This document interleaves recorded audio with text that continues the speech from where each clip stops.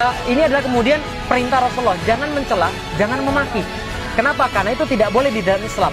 Kata Rasulullah, bukan bagian daripada orang-orang muslim yang suka memaki, yang suka mencela. Berarti kita tidak boleh mencela dalam keadaan apapun. Kritik boleh.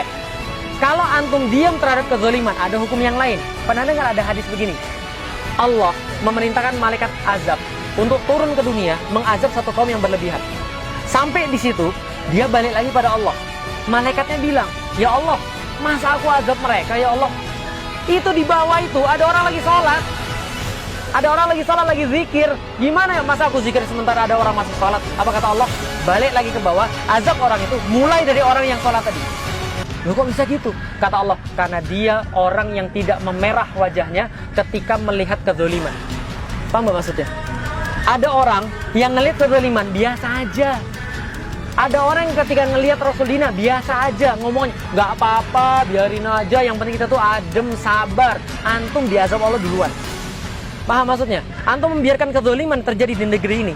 Antum melihat ada banyak kesalahan yang terjadi, ada banyak kezaliman yang terjadi, yang harusnya diurus dengan cara Islam nggak diurus dengan cara Islam. Banyak orang-orang mati gara-gara perilaku segelintir orang.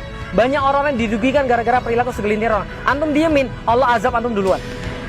Paham gak kira-kira saya? Makanya Hamzah itu ketika menyampaikan Islam di depan penguasa zalim, lalu dibunuh oleh penguasa, maka Rasul katakan, Sayyidu syuhada Hamzah. Sesungguhnya pemimpin para syuhada adalah Hamzah. Wa rajulun qama inda sultanin jair. Dan seorang laki-laki, dan laki-laki semuanya, dan semua laki-laki yang mereka berdiri di depan penguasa yang zalim, yang melakukan suatu kezaliman, fanasohahu fakotalahu, dan dia menasihatinya, lalu kemudian penguasa itu membunuhnya.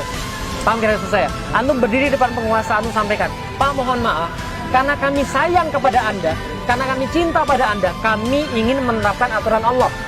Karena kami nggak mau kemudian banyak orang yang kemudian dipertanggungjawabkan, kami minta keadilan. Bisa dipahami sampai di sini? Kita nggak mencela, kita menasihati. Menasihati beda dengan mencela. Lah kalau ada kemudian ulama-ulama, jangan dicela juga. Kenapa? Ingat baik-baik, kalau kita sudah mencela dia, orangnya sudah nggak simpatik sama kita.